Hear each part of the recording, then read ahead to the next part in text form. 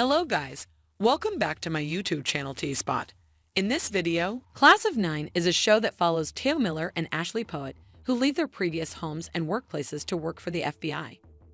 After a few years, the two develop into excellent FBI agents, but artificial intelligence in the American criminal justice system puts their way of life in danger.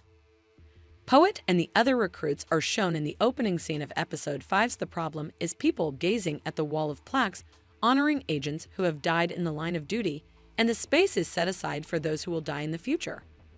So we can probably guess where this is headed, back to the destroyed J. Edgar Hoover building. Poet makes a frantic statement of love as he observes Lennox struggling in the debris. Although they both live, the lesson is very obvious in the future. Teo is questioned about the errors that resulted in the destruction of the FBI's main office and a mass shooting at a Quantico training center for the agency. The information was available, but it wasn't appropriately comprehended. Only by breaking protocol was it possible to look into the situation. Systemic failures occurred. So how do perspectives and methods for doing things grow to be so ingrained? The past, as usual, has the answers. The Martin Luther King Memorial is still under construction. So instead of taking FBI recruits to the National Holocaust Museum to learn about the abuses of power in law enforcement, it is now appropriate to take them to MLK's childhood house.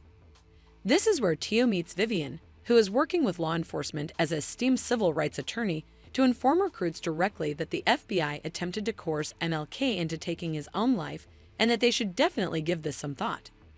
This is not simply a meet-cute, though, because Teo pushes for the adoption of R's database in conjunction with Amos Garcia's deep learning AI network, which is now being used to anticipate customer buying trends. The story is framed from his point of view. His appeal to Garcia is specifically focused on challenging the status quo in which the criminal justice system and law enforcement are intended to keep people like him, Garcia, and MLK in check by emphasizing the shortcomings of our system while still relying on human judgment.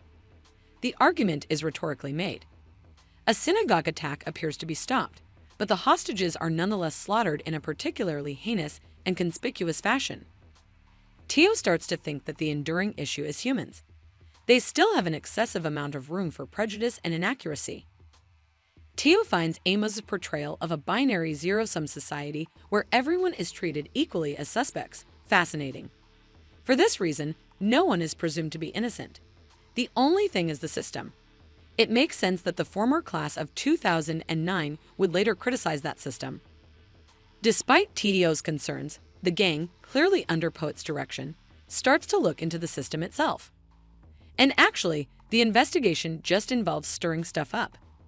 They will learn what they ought to know by it reacts. The message is unmistakable.